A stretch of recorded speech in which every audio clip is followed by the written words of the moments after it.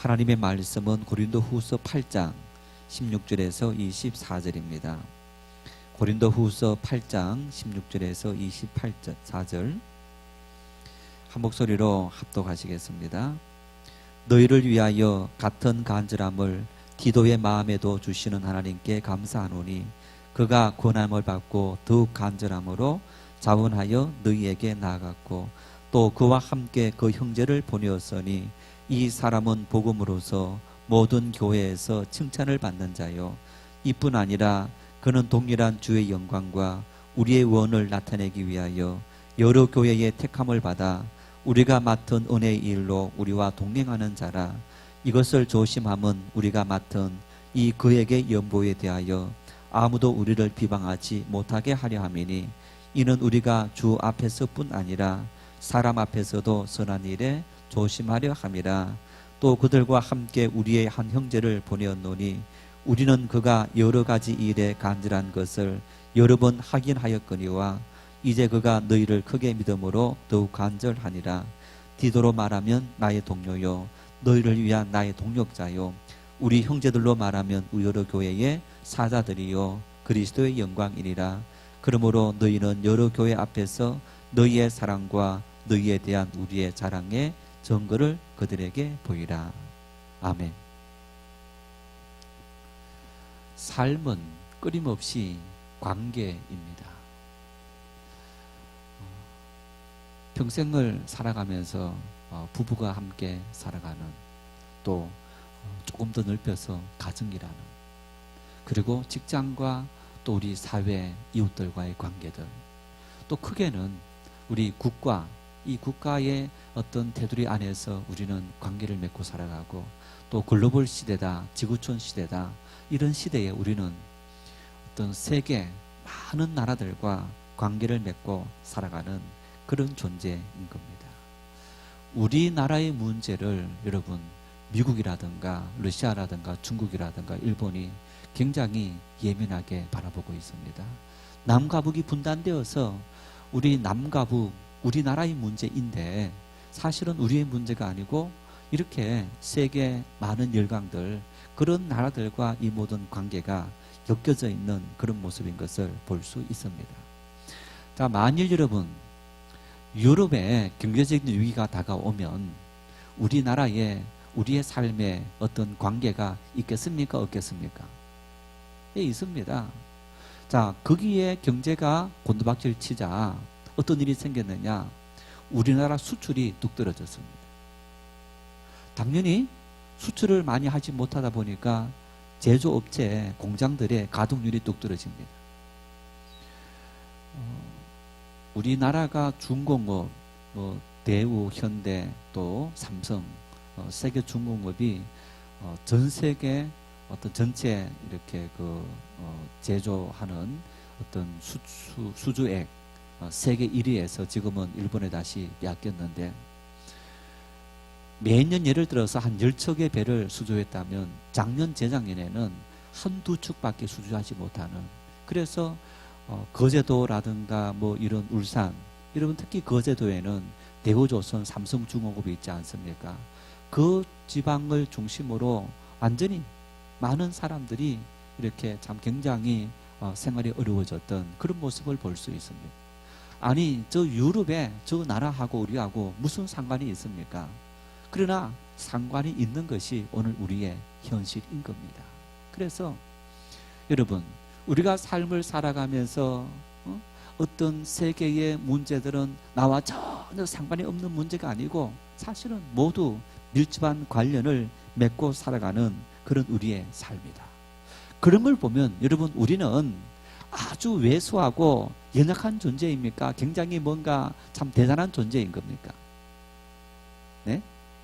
예, 대단한 존재인 거죠. 우리는 대단한 존재인 겁니다. 나 스스로 모든 것을 이렇게 어떤 속박해 버리고 있지만은 우리는 이처럼 나와 관계를 맺고 있는 우리 가족의 테두리를 넘어서 이웃과 교회 공동체와 사회와 국가와 그리고 이 글로벌 시대에 이 지구촌 모든 나라들과 나는 밀접한 관련을 맺고 살아가는 그런 존재인 겁니다. 자, 그래서 유명한 아리스토텔레스는 인간은 사회적인 동물이다. 관계를 맺고 살아가는 그런 존재이다 라고 말한 겁니다. 이 관계에서 가장 중요한 것이 뭘까요? 사람과 사람의 관계. 여러분, 이 관계에서 제일 중요한 게 뭘까요? 예, 신뢰입니다. 신뢰. 왜 문제가 생기느냐? 신뢰에 금이 갔기 때문에. 왜 문제가 생기느냐? 믿을 수 없기 때문에. 믿지 못하겠다는 겁니다. 같은 사건이 생겼는데, 여러분 예를 들어서 대표적으로 아직 해결되지 못한, 정부 공식적으로는 해결되었지만은 또 일부 사람들은 그것은 아니다라고 말을 하고 있는데, 우리 벌써 4년 됐습니까? 천안함 사건. 백령도 앞바다에서 우리나라 군함이 자초되어서 가라앉았습니다. 왜 가라앉았습니까? 이유가 뭡니까? 우리 정부 공식적인 것은 북한의 아마 잠수함에서 발사한 어뢰에 의해서 이 천안함이 침몰했다. 46명이 죽었어요. 그런데 아직 우리나라 일부 학자들이라든가 또 일부 사람들은 믿을 수 없다는 거예요. 참 바다 안에서 도대체 어떻게 일어났는지 알 수 없지만은 수많은 과학자들이 동원되어서 어떻게 이 천안함이 침몰되었을까, 배를 건져서까지도 다 찾아봤지만은, 그래서 내린 결론이 그런 결론임에도 불구하고 그것을 믿을 수 없다. 아마 믿을 수 없다라고 말하는 사람들은 이제 국가에 대해서, 그것을 발표한 사람들에 대해서 신뢰하지 못하겠다, 그런 얘기인 거예요. 믿을 수 없겠다.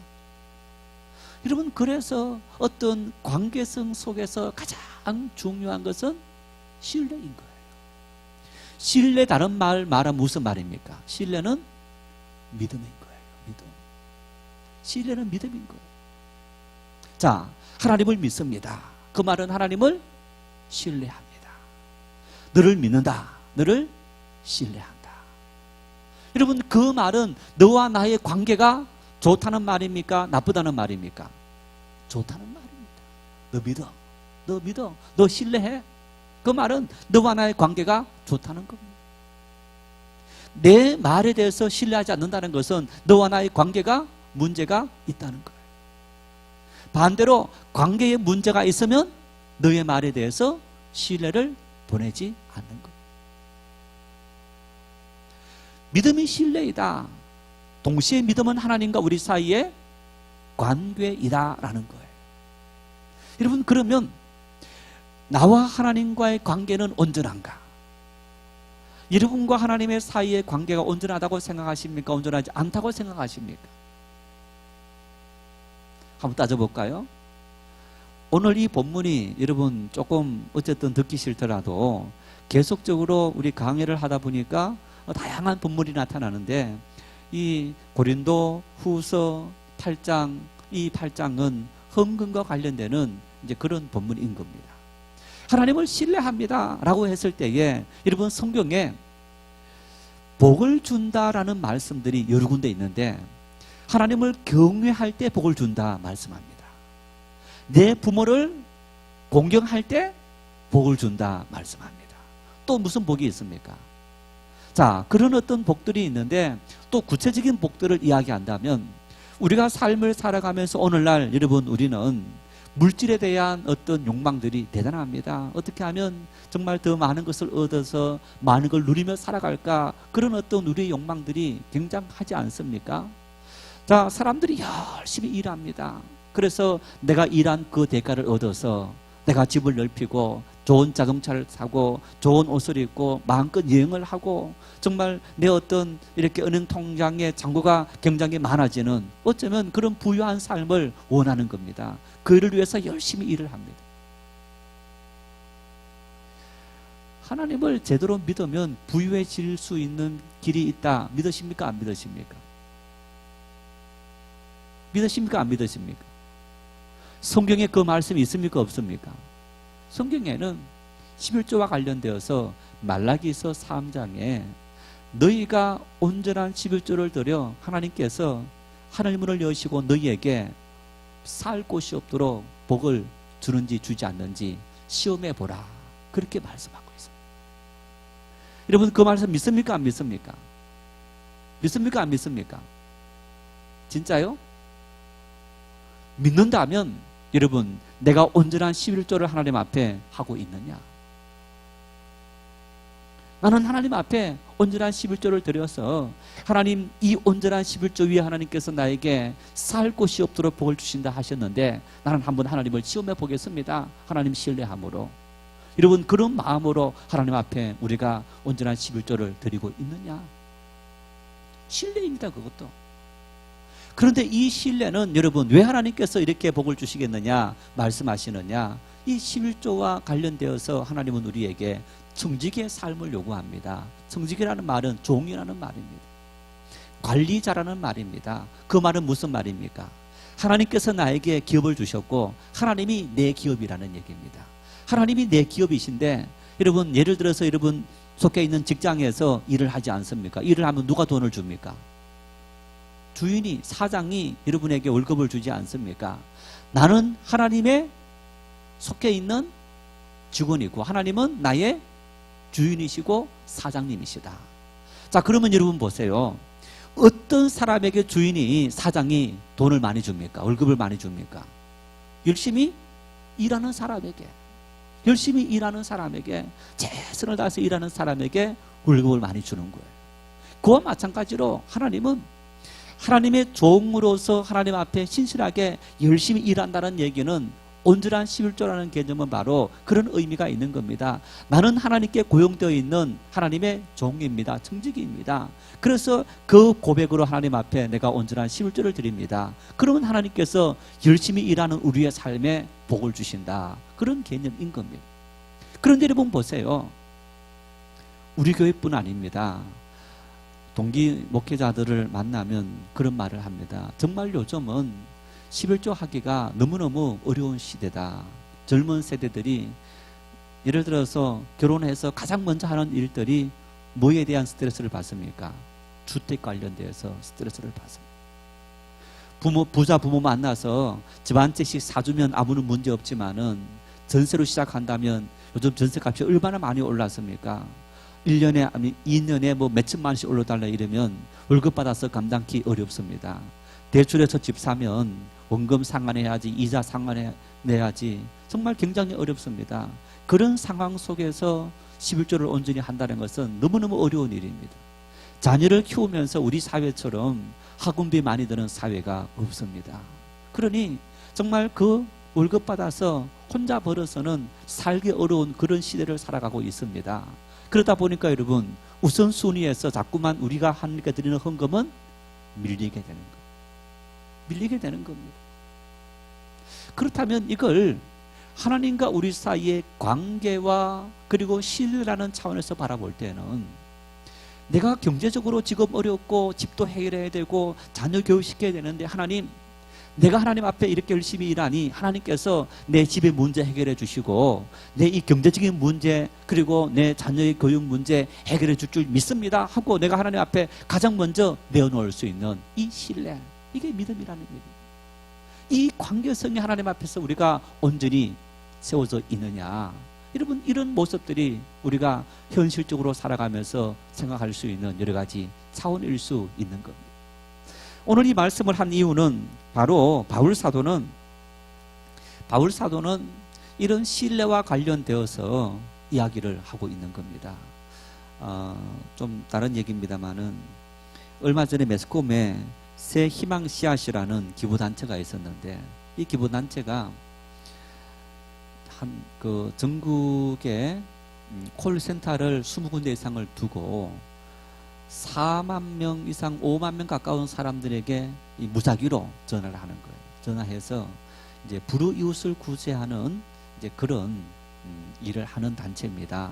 우리가 불우이웃을 돕기 위해서 구제하는 일에 이렇게 좀 동참해 주십시오 하면 어떤 사람들은 전화를 끊어버리는 사람들도 있고 또 어떤 사람들은 그 말에 솔깃해서 이렇게 구제 기부를 하는 사람들도 있는데 어떤 사람이 매년 50만 원씩 기부를 했다는 겁니다. 그래서 4년 동안 200만 원을 기부를 했는데 알게 보았더니 이 사람들이 128억이라는 4년 동안 엄청난 돈들을 기부금으로 받은 거예요.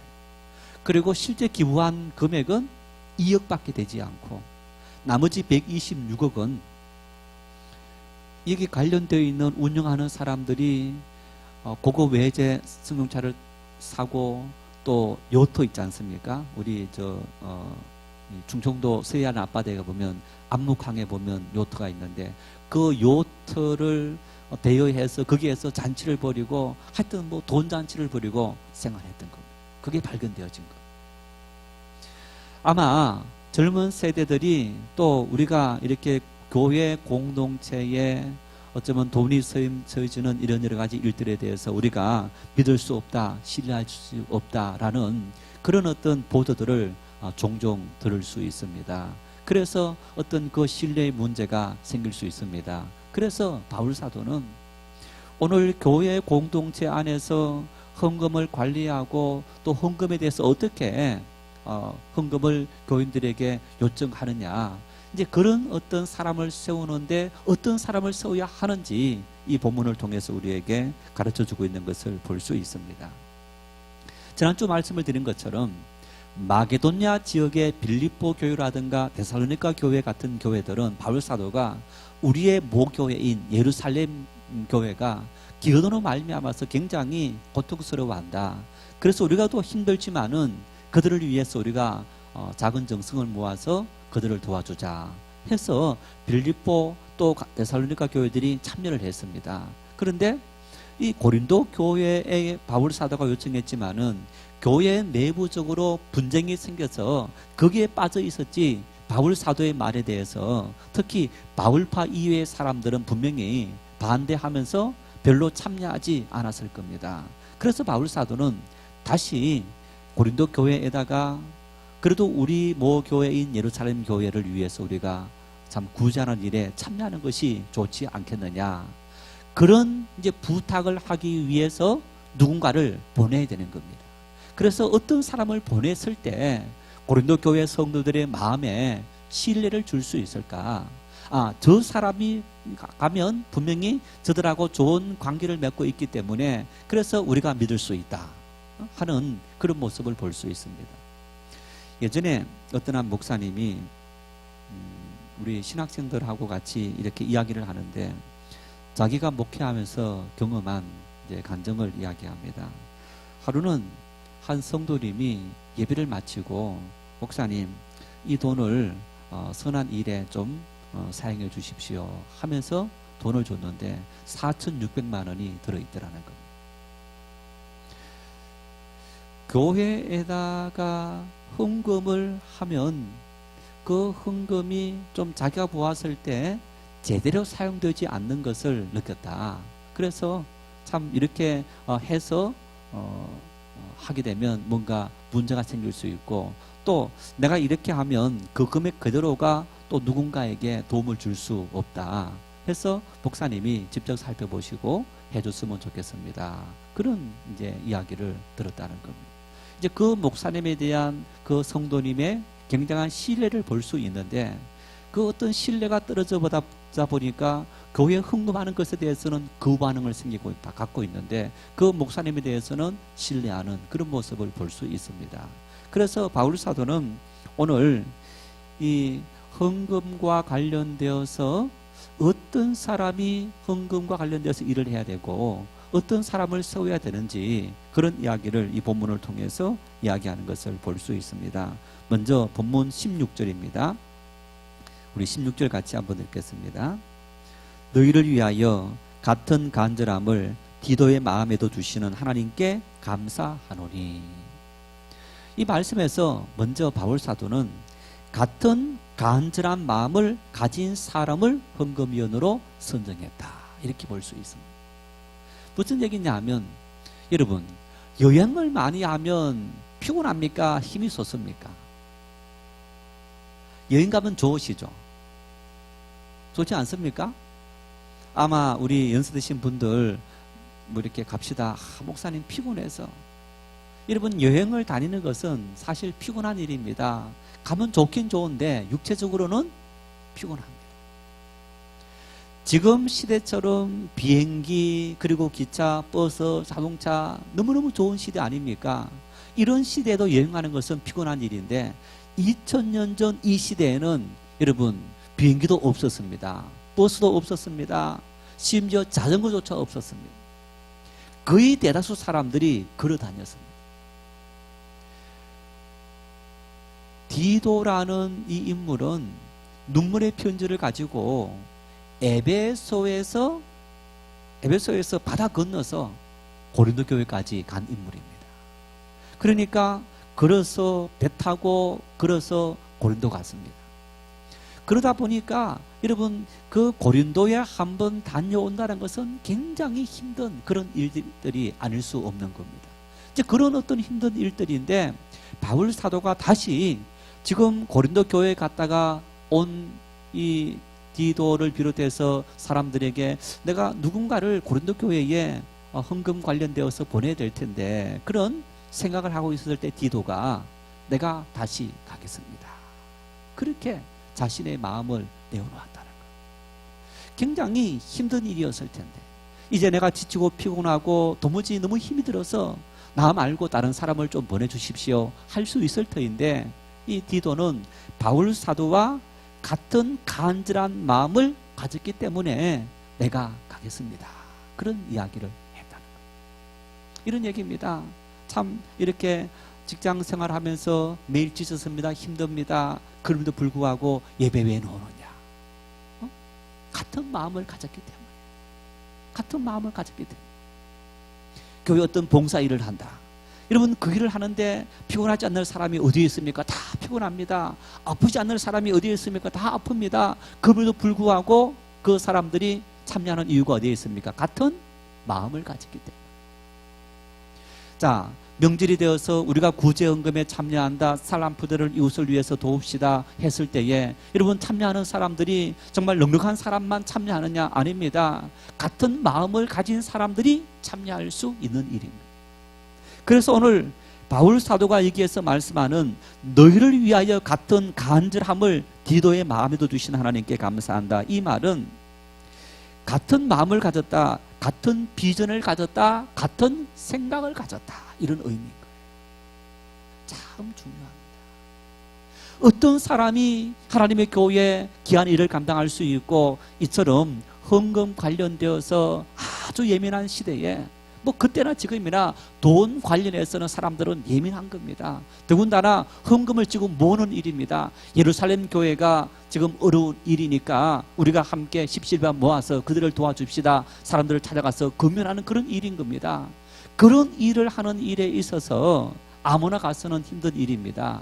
그런데 디도가 피곤하고 힘든 중에도 내가 다시 가겠습니다. 그렇게 자원할 수 있었던 이유는 어디에 있느냐? 바울 사도와 같은 비전을 가지고 생각을 가졌기 때문에 그 모든 피로를 무릅쓰고 디도는 함께 참여할 수 있었다. 이렇게 이야기하는 것을 볼 수 있는 겁니다. 여러분 그렇습니다. 어떤 교회 일이라도 세상의 어떤 일이라도 혼자 독불장군처럼 할 수 있는 일은 아무것도 없습니다. 그리고 어떤 일이라도 함께 하기 위해서는 누군가가 희생을 해야 되고 또 함께하는 일에 있어서 가장 중요한 일은 어떤 일이냐? 서로가 같은 생각을 가지는 일. 같은 생각을 가지는 일. 자, 어떤 일을 하면서 회의를 하고 뭘 하는데 이렇게 합시다. 그러면 어떤 사람은 네 이럽니다. 어떤 사람은 아닙니다. 여러분 어떤 사람은 예라고 하는데 왜 어떤 사람은 아니라고 하느냐? 뭐 이제 회의를 하면 생각은 다양할 수 있습니다. 다양할 수 있기 때문에 아무런 문제가 없습니다만은 이제 예를 들어서 어떤 그 일이 심각한 문제일 때 예라고 할 수 있는 것과 아니라고 하는 이유는 뭘까요? 거기에서 우리가 중요하게 생각하는 것은 지금 인도하는 사람과 같은 생각을 가졌느냐 가지지 않았느냐 그 차이점입니다. 같은 생각을 가졌느냐 같은 생각을 가지지 않았느냐. 자, 우리 교회가 여러분 열린 예배를 합니다. 열린 예배가 특히 오늘 같이 이렇게 수요일 날 나이가 드신 분들이 많이 왔을 때 여러분들이 예배를 하면서 여러분 예배 때 이 예배가 편안합니까? 편안하지 않습니까? 주일 낮 예배가 찬송가를 부르면요, 찬송가는 이미 오랜 세월 불렀기 때문에 너무너무 익숙한 거예요. 그런데 복음성가, 특히 CCM 같은 그런 노래를 부르면 도무지 입만 뻥긋뻥긋합니다. 그 노래를 반복적으로 불러도, 아무리 불러도 도무지 이 노래가 이 머리에 들어오지 않고 입에 익숙해지지 않는 거예요. 아니, 찬송가를 열심히 신나게 불러야 되는데 부를 수도 없게 만들고, 왜 이렇게 귀찮게 만들지? 라는 생각은 가지지 않습니까? 같은 비전을 가진 사람들은 어떤 생각을 가지고 있느냐? 나는 조금 불편하지만, 나는 조금 불편하지만은 어떤 생각을 가지는 거예요? 우리 교회가 이 지역 사회 속에 하나님을 알지 못하는 많은 사람들에게, 특별히 또 하나님을 알지 못하는 젊은 영혼들을 향해서 더 다가가는 그런 교회가 되어져야 되겠다. 여러분, 그 비전을 공유했을 때는 불편함을 감수하는 거예요. 그런데 그런 비전을 가지지 못했을 때는 불편함을 감수하지 않는 겁니다.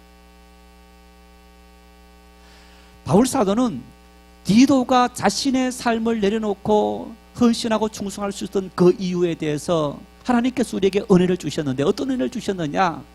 내가 가진 그 비전에 대해서 디도가 한 비전을, 동일한 비전을 가졌기 때문에 이 일이 가능했다라고 이야기하는 겁니다. 그러면서 바울 사도는 하나님의 교회에 중요한 일을 맡겼을 때 어떤 사람을 맡겼느냐? 바로 같은 비전을, 생각을 가진 사람에게 그 일을 맡겼다, 그렇게 말합니다. 참 중요합니다. 능력도 중요한데 그 능력보다 훨씬 더 중요한 일은 바로 같은 비전, 같은 생각, 같은 뜻을 공유해야 한다는 얘기입니다. 어떨 때 교회를 맡겨놓으면요, 여러분, 교회에 이렇게 우리가 각기 하는 일들이 있습니다. 예를 들어서 당회가 하는 일이 있고 재직회가 하는 일이 있습니다. 목회자가 하는 일이 있고 장로님이 하는 일이 있고 집사님들이 하는 일이 있습니다. 그러면 자, 목회자는 뭘 하느냐? 교회에 비전을 제시합니다. 방향성을 제시합니다. 그리고 당회에는 그 방향성에 맞는 어떤 이 정책을 결정합니다. 그리고 그 결정된 정책을 재직회 집사님들이 실천에 옮기는 일들을 하게 되는 거예요. 그런데 실천하는 사람들이 그 방향성 정책조차를 아예 흔들어서 전혀 엉뚱한 방향으로 가게 한다면, 이 말은 이런 의미로 이해할 수 있습니다. 선장이 많아지는 것과 마찬가지인 거예요. 선장이 많아지는 거예요. 다 나름대로 의미가 있습니다. 의미가 없는 일이 없어요.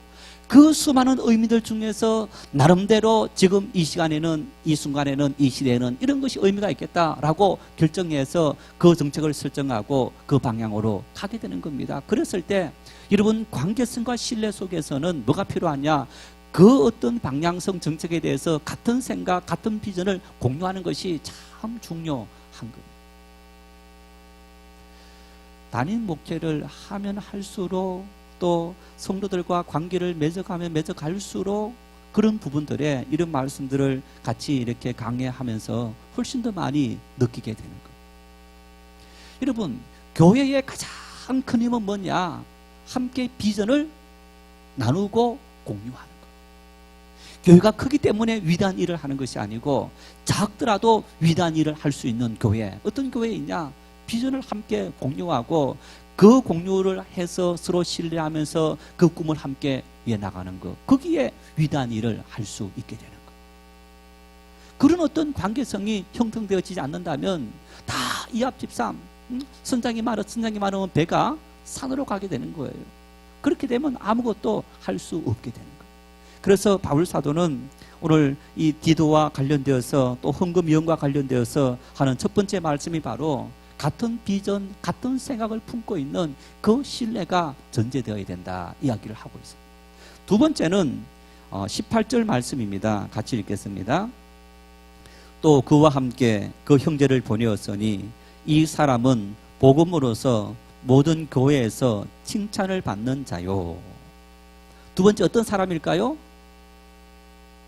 모든 사람에게 칭찬을 받는 사람. 칭찬을 받는 사람이에요. 저 사람은 안 돼. 여러분, 그런 사람이 나서서 이거 합시다. 그럼 어떡합니까?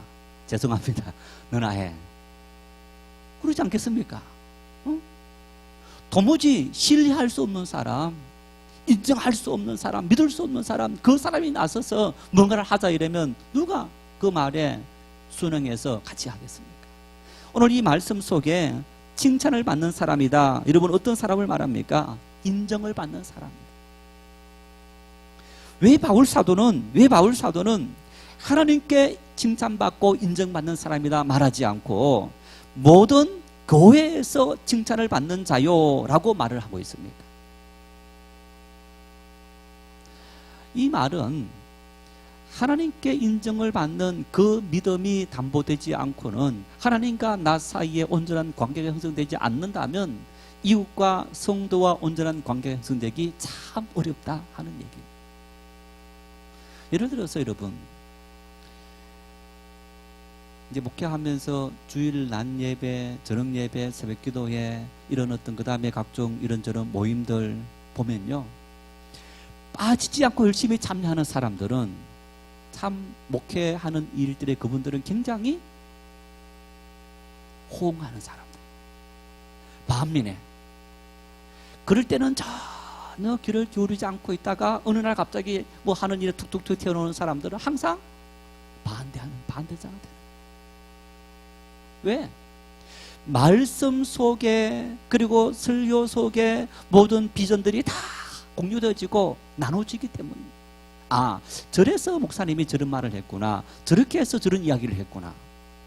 예를 들어서 주일 설교 속에 모든 이야기를 다 할 수 없습니다. 수요일 예배 그리고 리더라든가 이런저런 세미나를 통해서 많은 이야기를 하게 되는데 그때는 전혀 듣지 않았다가 간혹 저는 이런 이야기 들으면 굉장히 속상해요. 아, 목사님 그런 것 좀 우리한테 가르쳐주고 하시죠. 저는요 수없이 가르쳤는데 가르칠 때는 정작 안 나타나고 그러놓고는 왜 우리에게 가르쳐주지 않았느냐고.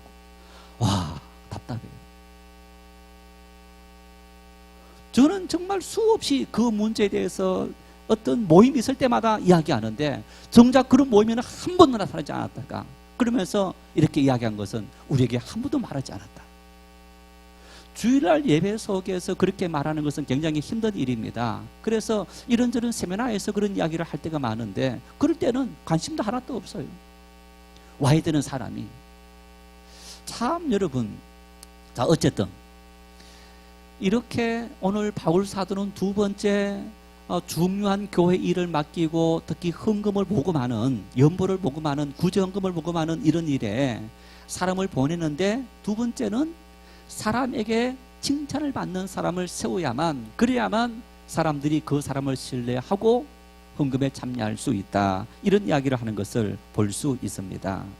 여러분 20절 21절 말씀도 같이 읽겠습니다.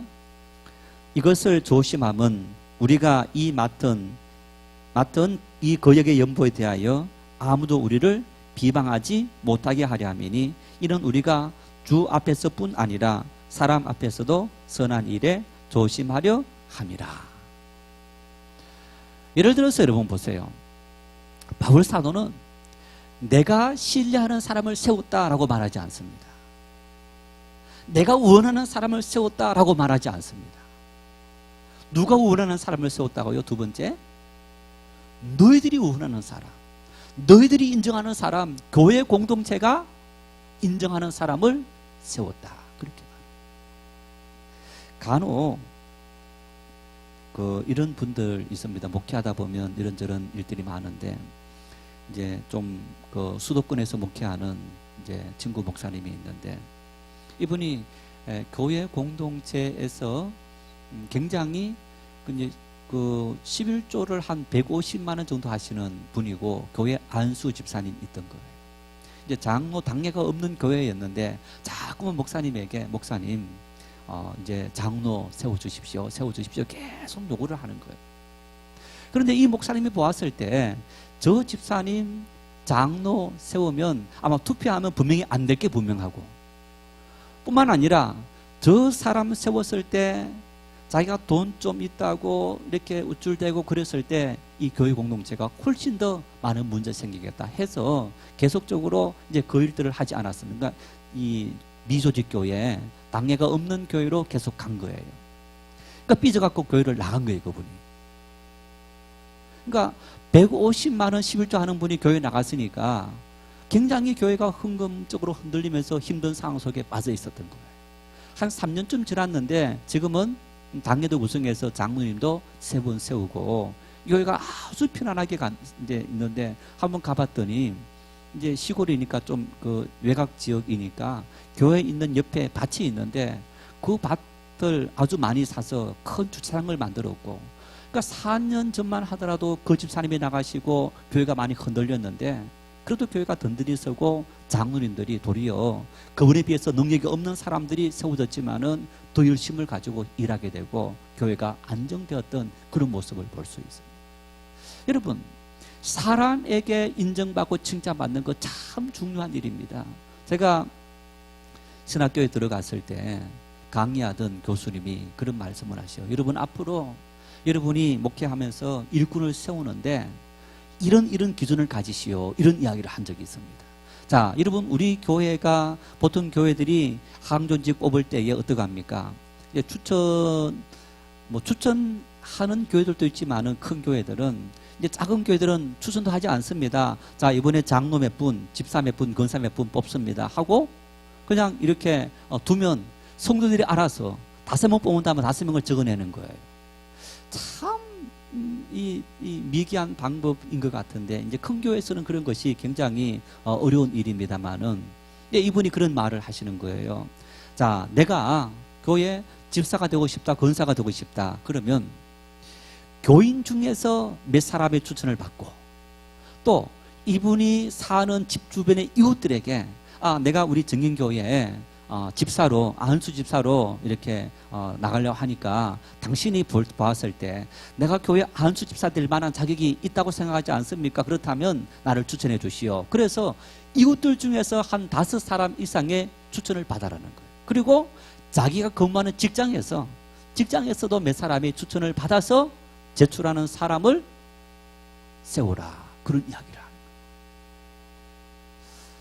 여러분, 만일 오늘 우리 이제 권사님들이 많으시니까 내가 교회 권사로 이렇게 참 추대되기 위해서 여러분 주변에 여러분 주변 이웃들에게 한 5세대 믿지 않는 사람들에게 추천서 받아오라 이러면 어떨 것 같아요? 우리 사회처럼 인정적으로 해주는 것이 아니고 정말 저 사람들이 안 믿는 사람들이 보았을 때 이분은 정말 교회 권사가 될 만한 자격이 있는 사람이다, 장로가 될 수 있는 자격이 있는 사람이다 라고 인정할까? 한동안 제가 그 부목사 때 이제 보험회사 한 지점, 좀 큰 이제 한 지역의 작은 지점이 아니고 한 지역의 대표적인 이제 그런 이제 지역 거점에서 신의회 모임이 있었는데 그 신의회 모임을 인도한 적이 있습니다. 인도한 적이 있는데 우리 청년이 거기에 참여하면서 추천을 해갖고 거기 가서 한 달에 한 번씩 같이 기도회도 하고 말씀을 인도하는 그런 일을 했는데 이제 우리 청년이 하는 말이 그러는 거예요. 저 신우 회장이라는 저 집사님은 하여튼 우리 직장에서는 저 사람 때문에 믿는 사람 다 떨어뜨린다는 거예요. 그래놓고 이분은 신우 회장으로 활동하고 있는 거예요. 업무적으로 이제 과장이었는데 그분이 업무적으로 그 과장 때문에 스트레스 안 받은 사람이 아무도 없다는 거예요. 인격적으로 굉장히 모독을 사람들이 받았다는 거예요. 여러분, 그러면 그분은 신의 활동해야 됩니까? 하지 말아야 됩니까? 사실은 하지 않는 것이 하나님 앞에 덕이 되는 거예요. 그분은 그걸 몰라.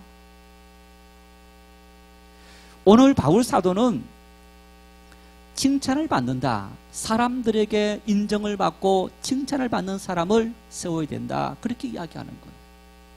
여러분, 정말 그런 사람을 세워야 하는 거예요. 그런 사람을 세워야만 교회 공동체가 발전할 수 있고 사람들이 서로가 좋은 신뢰 관계를 형성할 수 있게 되는 거예요. 간혹 그런 얘기를 듣습니다. 젊은 사람들로부터, 목사님, 저분이 교회 항존적일 수 있느냐? 종종 들었습니다. 어떻게 저런 분이 될 수 있느냐? 어쩌면 목사들에 대해서도 그분들이 자기들끼리 모이면 그런 이야기 하시겠죠, 그죠? 어떻게 저분이 목사가 될 수 있느냐? 여러분, 칭찬받지 못하는 사람, 물론 오해에 의해서 되어질 수 있는 것도 있지만은 오해가 아니라 아예 그 사람의 인격이 그렇지 못해서 칭찬받지 못하는 사람을 세우게 되면 사람들이 신뢰를 보내지 않게 되고 어떤 일을 제대로 할 수 없게 되는 거예요. 그래서 바울 사도는 두 번째, 칭찬을 받는 사람을, 그 공동체에서 칭찬받는 사람을 세워야 된다라고 이야기하고 있어요. 마지막 세 번째입니다. 22절 말씀을 읽겠습니다. 또 그들과 함께 우리의 한 형제를 보내었노니 우리는 그가 여러 가지 일에 간절한 것을 여러 번 하긴 하였거니와 이제 그가 너희를 크게 믿음으로 더욱 간절하니라. 어떤 사람을 세워야 된다고요? 간절한 사람. 다시 말하면 열성적인 사람, 열심인 사람. 열심이지 않고 간절하지 않는 사람을 세워놓으면 어떡합니까? 일하지 않습니다. 여러분, 교회의 모든 일들은 무엇을 위해서 세운 겁니까? 일하도록 하기 위해서 세운 거예요. 일하도록 세운 일이지 명예를 위해서 세운 것이 아닙니다. 오늘 우리 한국교회의 많은 직분들이 일하는 직분이 아니고 명예로운 일이 되어져 버린 그런 안타까운 현실이 오늘 우리들의 현실입니다. 어떤 한 집사님이 안수 집사일 때 이분은 하여튼 교회에서 구전일이면 가지 않는 곳이 없는 거예요. 다 가는 거예요. 하여튼 구전일이 생기면 다 가는 거예요. 장로님이 딱 되었어요. 딱 발걸음 끊어버리는 거예요. 그러니까 이분은 목표를 정한 겁니다. 내가 죄송합니다. 당령을 이르기까지 내가 돼야지. 그러면서 어떻게 하면 될 수 있을까? 구전일이 생기면 다 간다. 다 가신 거예요. 진짜 열심히 가셔서. 어떤 분은 인사를 잘했습니다. 아주 인사를 잘했습니다. 그런데 딱 되고 나니까 언제 그랬다는 듯이 이 목이 뻣뻣해져 갖고 굽혀지질 않는 거예요. 오늘 바울 사도는 그 이야기하는 거예요. 간절한 사람이다. 지속적인 사람이다.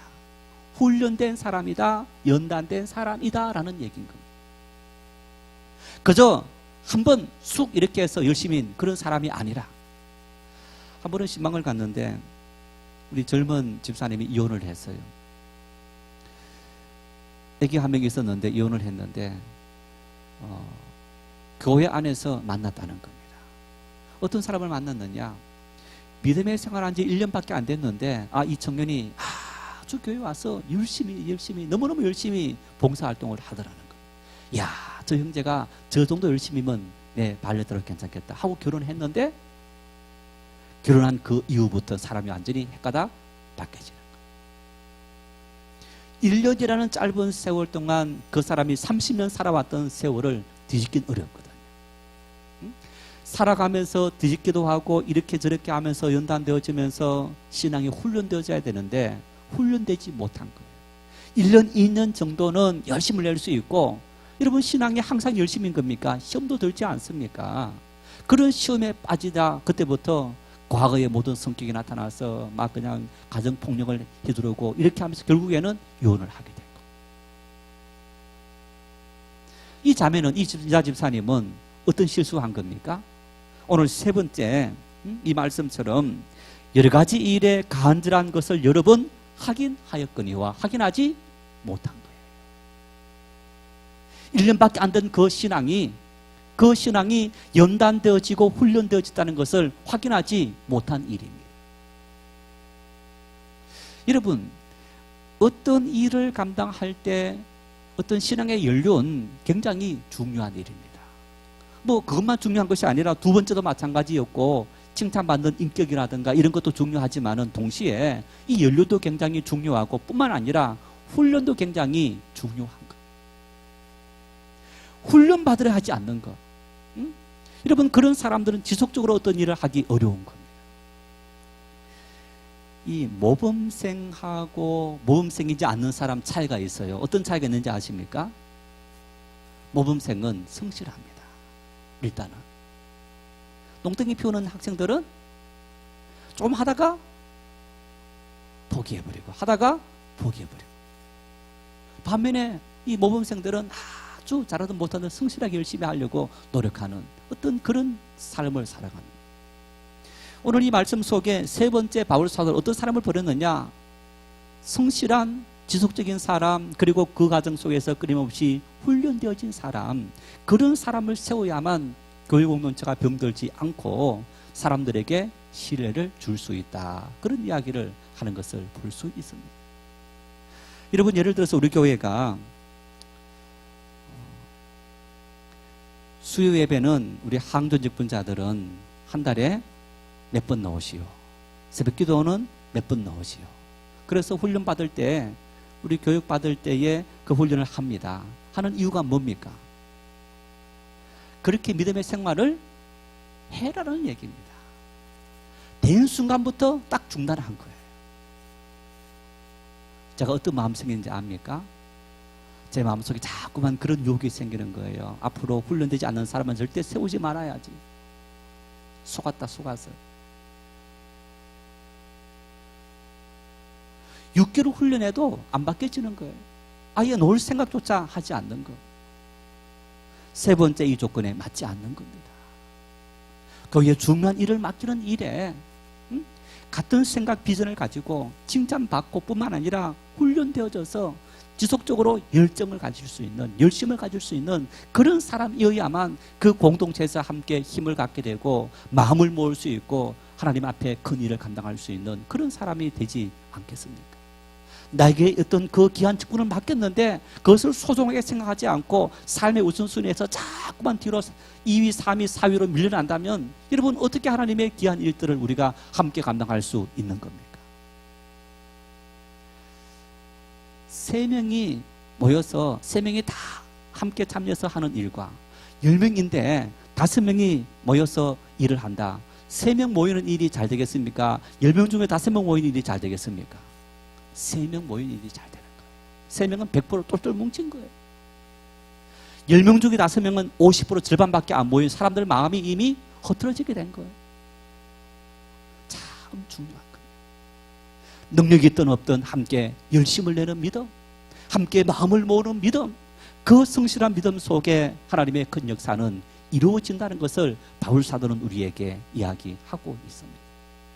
여러분, 우리가 이 말씀들을 우리가 함께 나누고 생각하면서 나는 하나님 앞에 어떤 사람으로 세워지고 있느냐, 나는 이런 신실한 사람으로 인정받을 만한 사람으로 세워지고 있느냐, 만일 세워졌다면 감사하고 그리고 앞으로도 그런 삶을 살아가시고 아직까지 부족하다면 끊임없이 하나님 앞에 다른 사람을 보지 않고 하나님 앞에 나와 하나님과 관계성 속에서 이런 믿음을 가지고 앞으로 더 많이 걸어갈 수 있는 그런 믿음의 축복이 넘칠 수 있기를 바랍니다.